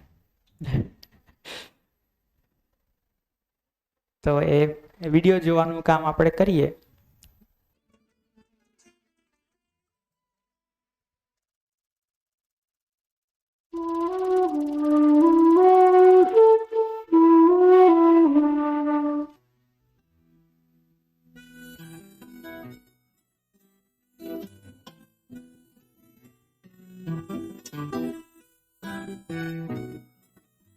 नमस्ते अध्यापिका जी। नमस्ते बेटा। एक प्रश्न पूछना था आपसे। हाँ हाँ बेटा, पूछिए। मैं संबंधों के बारे में थोड़ा सोच रहा था। मैंने सोचा कि मेरा अपने परिवार के लोगों से संबंध है, एक ही क्लास में पढ़ने वालों के साथ मित्रता का संबंध है, और आपसे गुरु शिष्य संबंध है। पर क्या संबंध में जीना या न जीना, ऐसा कोई ऑप्शन हमें मिलता है? अरे, ऐसा ऑप्शन क्यों सोचना है आपको? क्योंकि संबंध में जीने से बहुत सी अपेक्षाएं जुड़ जाती हैं, जिम्मेदारी उठानी पड़ती है, और तो और संबंधों से हर कोई अपना ही फायदा चाहता है।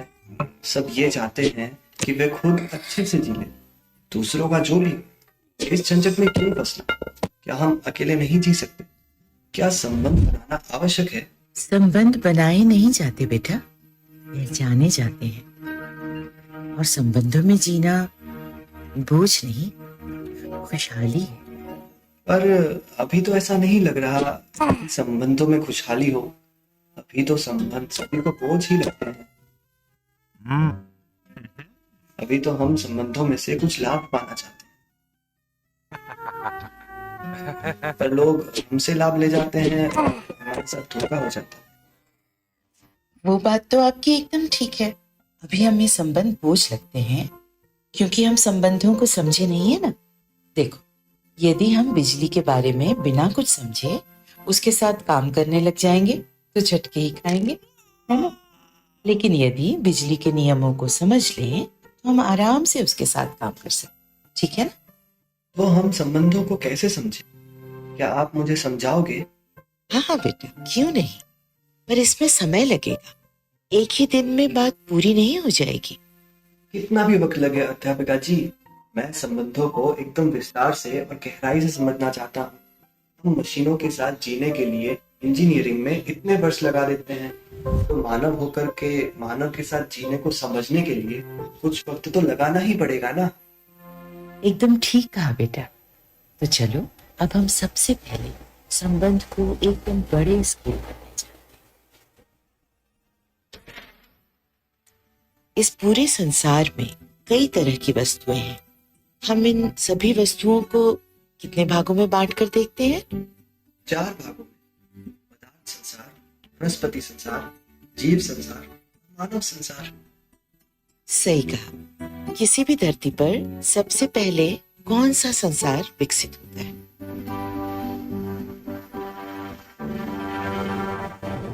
सबसे पहले पदार्थ संसार विकसित होता है। पहले धरती की सतह ठोस बनती है,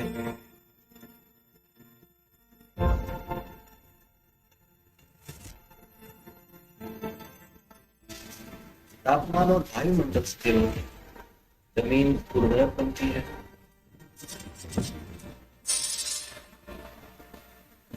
फिर उसमें पेड़ पौधे उगते हैं,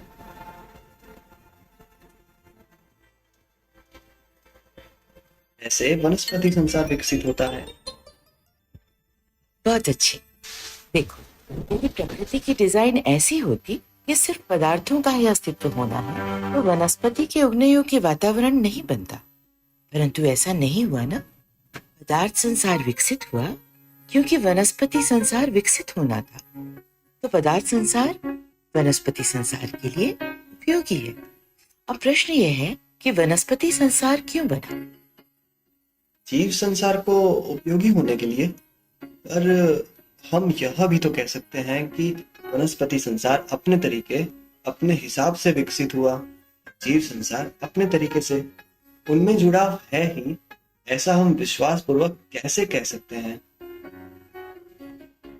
अच्छा, ये बताओ, कोई वृक्ष कभी अपना फल खाता है? या सभी पेड़ आपस में एक दूसरे के फल खाते हैं? नहीं खाते ना। और हाँ, फल खाना है या नहीं खाना है, फल बनाना है या नहीं बनाना है, ऐसा ये पेड़ सोचते भी नहीं है। पेड़ पर प्राकृतिक विधि से फल लगते हैं और प्राकृतिक विधि ही ऐसी है कि वो फल पेड़ के खुद के कोई काम नहीं आता। तो फिर प्रश्न ये उठता है कि प्राकृतिक विधि से पेड़ों पर फल लगते ही क्यों हैं?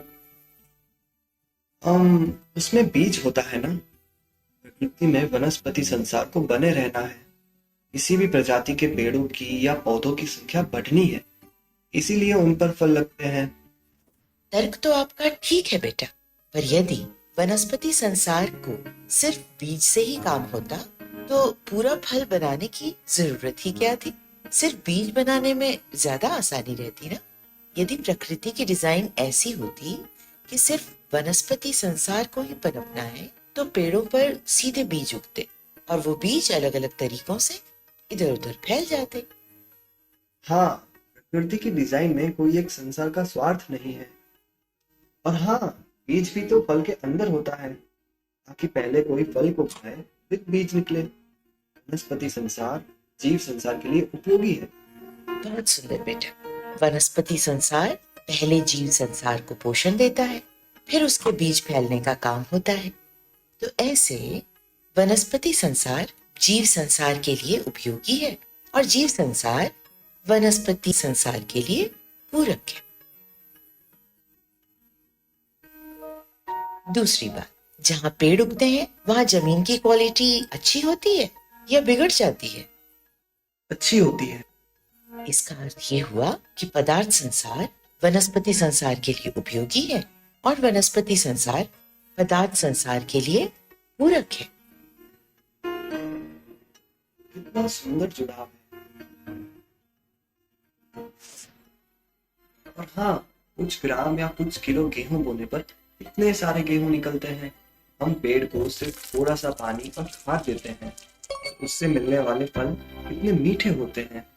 कुछ पेड़ों से तो हमें औषधि भी मिलती है। गाय को हम घास फूस खिलाते हैं और उससे मिलने वाला दूध, गोबर और गौमूत्र कितना ज्यादा उपयोगी होता है। पूरी प्रकृति में उदारता ही उदारता है, खुशहाली ही खुशहाली है। ठीक कहा बेटा। अब सुनो सबसे महत्वपूर्ण बात। पदार्थ संसार विकसित इसीलिए हुआ ताकि वनस्पति संसार का उद्घाटन हो सके। फिर वनस्पति संसार वो इसीलिए विकसित हुआ ताकि जीव संसार आ सके। और ये तीनों संसार इतने विकसित हुए, धरती पर इतनी सुंदर व्यवस्था सजी। बताओ क्यों? मानव के लिए। हाँ, और किसके लिए? प्रकृति की करोड़ों वर्षों की मेहनत से धरती पर ऐसा सुंदर वातावरण बना कि जिसमें हम खुशी से रह सके। मानव के जीने के अनुकूल वातावरण इस धरती पर उसके अवतरण से पहले ही तैयार हो चुका था। अब बताओ बेटा, हम प्रकृति से अलग हैं या हम प्रकृति के ही अंग हैं? हम प्रकृति के ही अंग हैं। हमें नियमों को समझ कर जीना है। और प्रकृति का नियम क्या है? अकेले अकेले जीना या संबंध पूर्वक जीना? संबंध पूर्वक जीना, खुशहाली से जीना। बहुत अच्छे। तो अब आखिरी बात समझते हैं। इस पूरी व्यवस्था को समझने का काम सिर्फ मानव ही कर सकता है। अभी समझाने के लिए जो भी बातें की उसमें शायद कोई ऐसा नोशन गया हो कि पेड़ पौधे गाय बाग जमीन भी व्यवस्था को समझते हैं। पर ऐसा बिल्कुल नहीं है। समझने का काम, समझकर निर्णय पूर्वक व्यवस्था में जीने का काम बस मानव ही कर सकता है। ये कुछ समझ में नहीं आया अध्यापिका जी। आपको होमवर्क दे रही हूँ बेटा, आप इस बात पर जरूर सोचना। ठीक है? ठीक है अध्यापिका जी। बहुत बढ़िया। तो संबंधों पर बात करने के लिए हम कल फिर मिलते हैं। तब तक मैं इतनी बात पर सोचता हूँ। नमस्ते अध्यापिका जी। नमस्ते बेटा।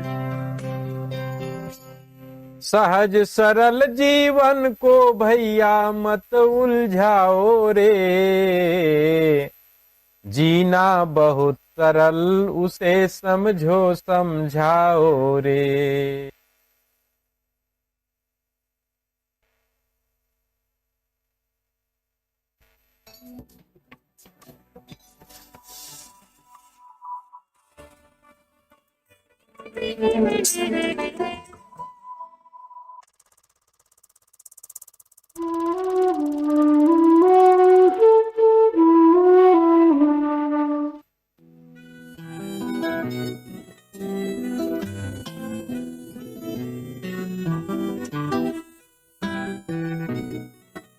नमस्ते चाचा जी।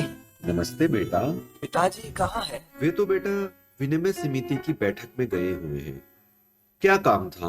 पिछले कुछ दिनों से मैं संबंधों के बारे में सोच रहा हूँ। यह तो बहुत ही सुंदर मुद्दा है जिस पर आप सोच रहे हो। इस विषय पर अध्यापिका जी से कुछ बातें की। उनके साथ संवाद करके मुझे ये समझ में आया कि प्रकृति में एक सुंदर व्यवस्था बनी हुई है। पहली 3 अवस्थाओं द्वारा धरती पर ऐसा वातावरण बना कि जिसमें मानव का अवतरण हो सके। प्रकृति में कहीं भी शोषण नहीं है, उदारता है। परंतु अध्यापिका जी ने ऐसा कहा कि प्रकृति में मानव के अलावा और कोई व्यवस्था को समझने का काम नहीं कर सकता। समझने का काम मानव को ही करना है। और हम संबंध पर बात कर रहे थे, तो इस बात का संबंध से क्या संबंध? आप तो बहुत अच्छे से समझ रहे हो। हम इस बात पे थोड़ा और सोचते हैं। पदार्थों में सोच विचार करने की क्षमता, निर्णय लेने की क्षमता और समझ पाने की क्षमता हो, क्या आपको ऐसा लगता है? नहीं चाचा जी, पदार्थ तो जड़ है। सभी जड़ वस्तुओं का आचरण निश्चित है ना। हाइड्रोजन और ऑक्सीजन मिलकर पानी बनाते हैं, सोडियम और क्लोरीन मिलकर नमक बनाते हैं। पानी हर बार पानी ही होता है, नमक नमक ही होता है। ऐसा क्यों है? इसी को तो नियम कहते हैं चाचा जी। नियम पूर्वक हर वस्तु का आचरण निश्चित है। तो हम ऐसा कहेंगे ही कि जड़ संसार में नियम, नियंत्रण, संतुलन है। नियम की प्रधानता पूर्वक व्यवस्था बनी हुई है। उसमें समझने वाला या सोचने वाला कोई भाग है ही नहीं। ठीक है ना? ठीक बात है चाचा जी। कभी आम के किसी पेड़ ने ऐसा सोचा कि ये क्या, सदियों से हम आम ही बनाते रहते हैं, चलो आज तो सेब बनाते हैं। या फिर जिस व्यक्ति ने पानी पिलाया हो वो व्यक्ति आकर पेड़ के नीचे खड़ा रहे तो पेड़ अपने आप बहुत सारे फल गिरा देगा। ऐसा होता है क्या? नहीं चाचा जी, ऐसा भी कभी हो सकता है क्या? आम के पेड़ पर आम ही लगेगा और सेब लगेगा सेब के पेड़ पर। फल पकता है तो अपने आप ही गिर जाता है। फल गिराने का विचार नहीं होता, फल गिर जाता है। और संसार में आम बना रहे, इसीलिए तो आम के अंदर गुठली होती है। अलग अलग ऊंचाई वाले, अलग अलग फैलाव वाले, अलग अलग फल वाले सभी पेड़ों की संख्या नियंत्रित रहती है।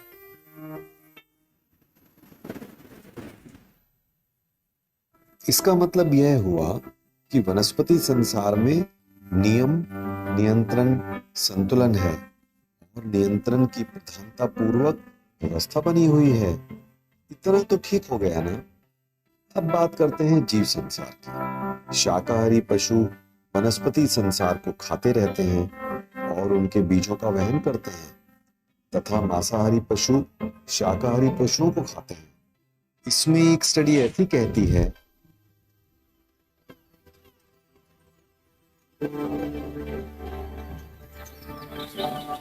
कि जब शाकाहारी पशुओं के झुंड पर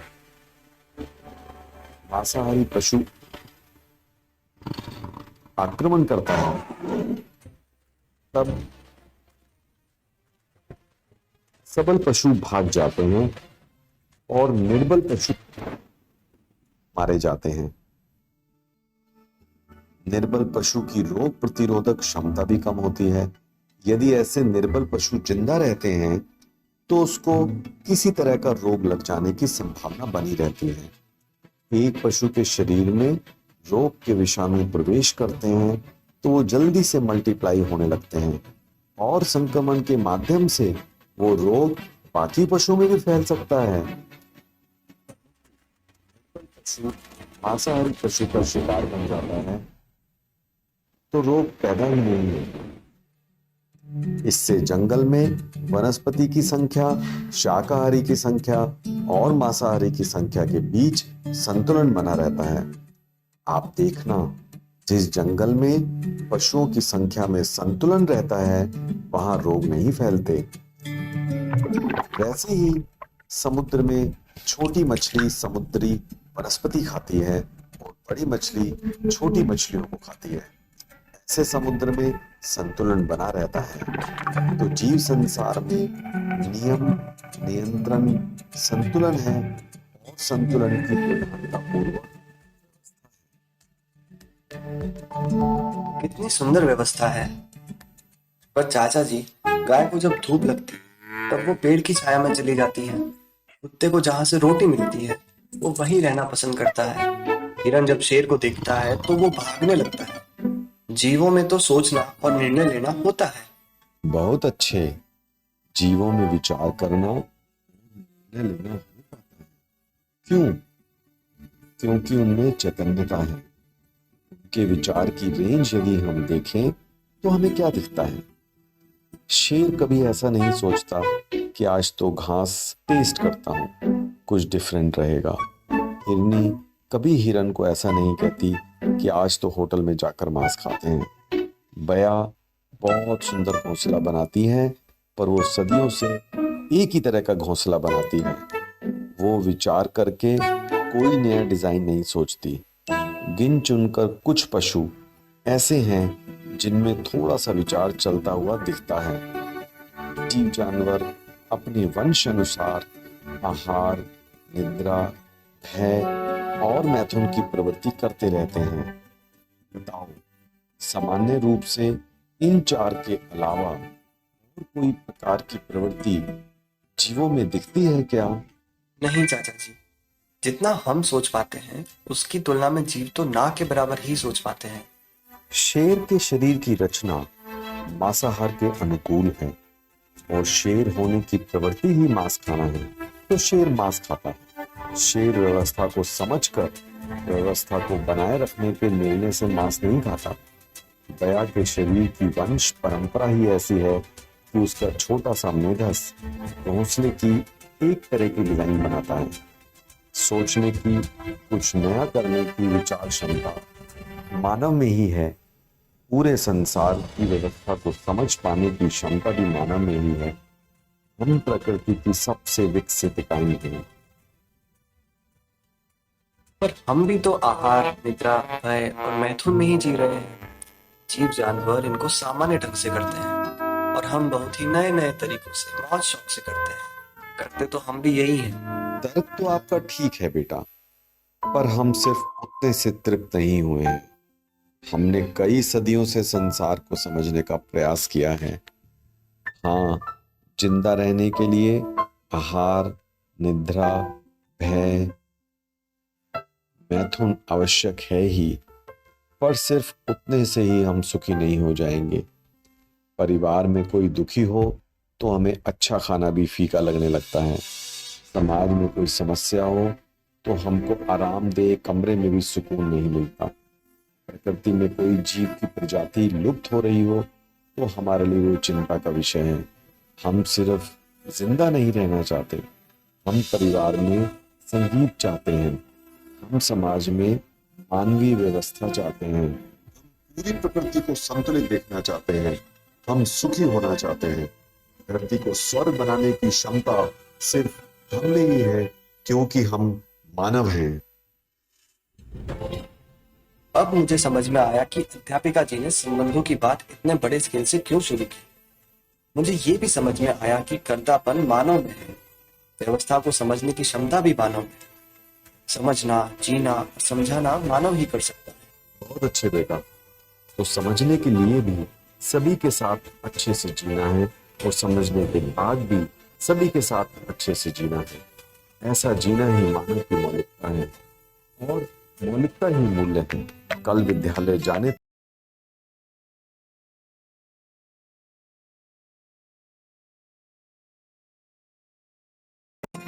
नमस्ते बेटा। सबसे रिश्ता समझ गए तो सुख ही सुख फैलाओगे। पहले समझो फिर कर लेना, नहीं तो तुम थक जाओगे। गोल गोल घूमोगे भाई, दुख ही दुख फैलाओगे।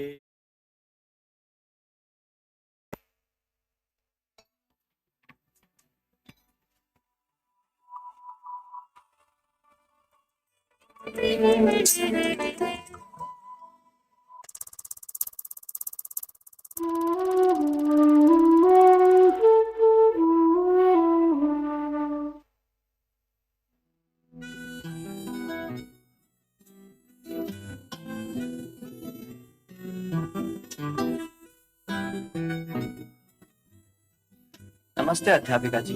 नमस्ते बेटा, कैसे हैं आप? एकदम ठीक हूँ अध्यापिका जी। बढ़िया। तो आपने संबंध के बारे में आगे कुछ सोचा? जी, मैंने अपने चाचा जी से इस विषय में चर्चा की और खुद भी सोचा। मुझे यह समझ में आया कि पूरी प्रकृति में नियम, नियंत्रण और संतुलन पूर्वक सुंदर व्यवस्था है। मानव को वो व्यवस्था समझनी है और अच्छे से जीना है। मुझे यह भी समझ में आ गया कि समझने का काम मानव ही कर सकता है। समझकर संबंध पूर्वक जीना मानव की मौलिकता है। अरे वाह, आप तो बहुत कुछ समझ गए।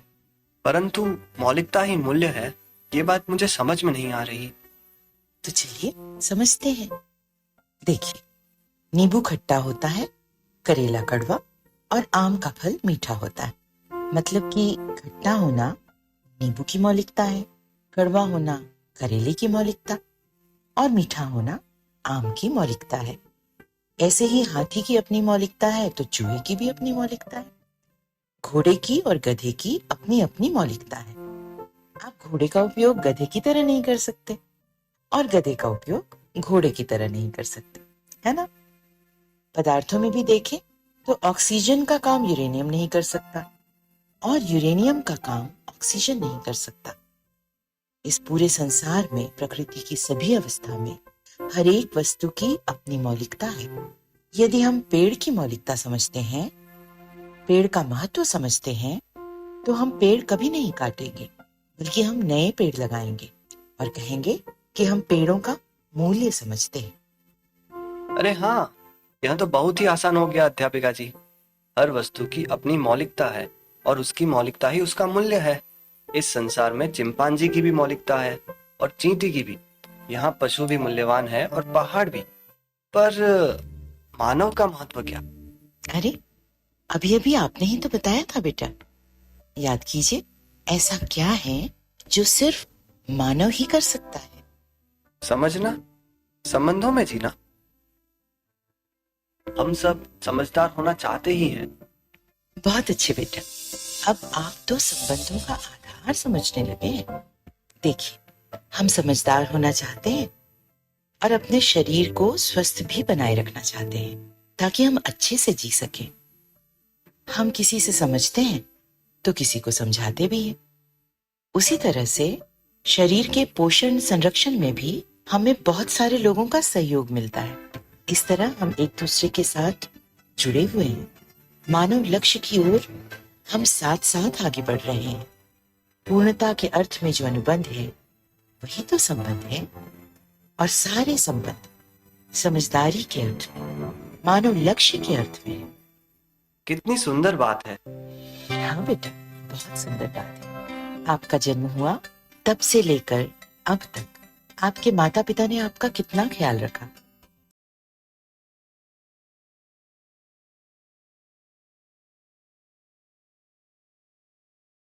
पोषण संरक्षण किया। तो आपको सभी बड़ों के प्रति कृतज्ञता महसूस होती है ना? हाँ अध्यापिका जी, मैं सभी के प्रति कृतज्ञ हूँ। और बेटा, कृतज्ञ होने का मतलब ऐसा नहीं कि हम सबको थैंक यू बोलते फिरे। माँ बाप को थैंक यू बोलने की कोई जरूरत नहीं होती। उन्हें तो हमारा व्यवहार देखकर ही पता चल जाता है कि हम उनके प्रति कृतज्ञ हैं या नहीं। हम जिनके प्रति कृतज्ञ होते हैं ना, उनके साथ हमारा व्यवहार कैसा होता है? सोचिए जरा, उद्दंड की विनम्रता से भरा। अध्यापिका जी, आपके प्रति भी मैं कृतज्ञ हूँ। तो आपके सामने आते ही मेरे में नम्रता का भाव अपने आप आ जाता है। आपके साथ बात करते वक्त कभी मेरी आवाज ऊंची नहीं होती। चाहे कुछ भी हो जाए, मैं कभी आपके साथ बुरा बर्ताव कर ही नहीं सकता।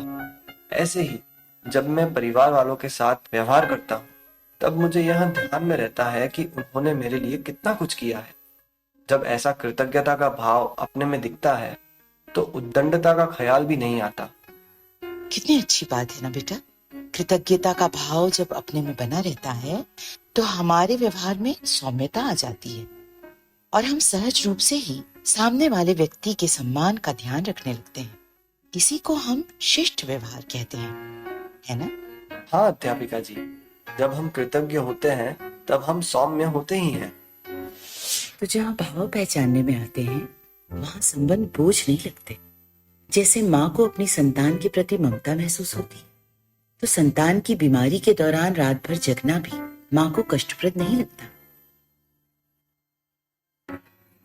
भाई को अपनी बहन के प्रति स्नेह का भाव होता है, तभी तो बहन की शादी में हफ्ते भर तक दौड़ा दौड़ी करने में भी भाई को कभी थकान महसूस नहीं होती।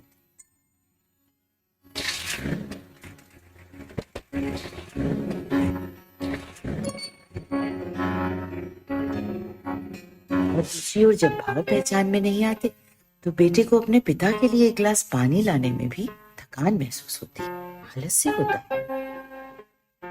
एक कहानी शायद सुनी होगी आपने। एक छोटे से पहाड़ पर एक गरीब परिवार झोपड़ी बांधकर रहता था। उनकी एक 7-8 साल की बेटी थी और 3 साल का बेटा। वो छोटी सी बेटी घर जाने के लिए अपने छोटे भाई को उठाकर पहाड़ पर चढ़ रही थी। तो किसी सो कॉल बुद्धिमान व्यक्ति ने उससे पूछा, तुम इतनी छोटी सी हो और इसको उठाकर पहाड़ पर चढ़ रही हो, तुम्हें भार नहीं लगता? तो उस बच्ची ने कहा, ये भार नहीं, भाई है मेरा। कितनी सुंदर बात है। है ना? यदि स्नेह है तो संबंध उत्सव है, और यदि स्नेह नहीं तो संबंध बोझ। और बोझ झेलना भला किसको पसंद है? हर कोई अपनी जिंदगी को उत्सव बनाना चाहता है, लेकिन होता यह है कि वो खुद किन्हीं कारणों से परेशान रहता है तो दूसरों से लड़ पड़ता है। जैसे हम सुखी होना चाहते हैं, सबके साथ अच्छे से जीना चाहते हैं, वैसे ही हर कोई खुद सुखी होना चाहता है और सबके साथ अच्छे से जीना चाहता है, क्योंकि पूरी प्रकृति की डिजाइन ही साथ साथ जीने की है, संबंध पूर्वक जीने की है। और हम भी तो उसी प्रकृति माता की संतान हैं। संबंध पूर्वक जीना ही हमारा स्वभाव है। जब किसी में समझ की कमी होती है ना, तो वो भाव नहीं पहचान पाता, संबंध नहीं पहचान पाता और बुरा बर्ताव कर देता है।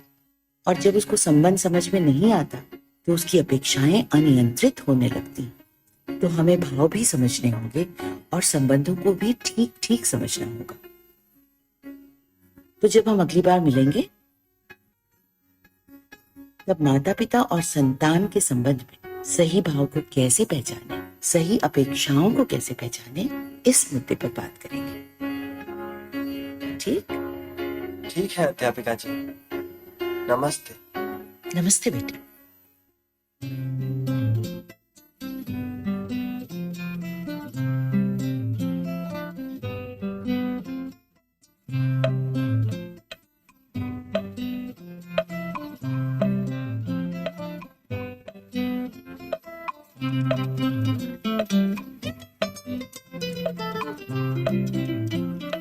सबके हित में जीना,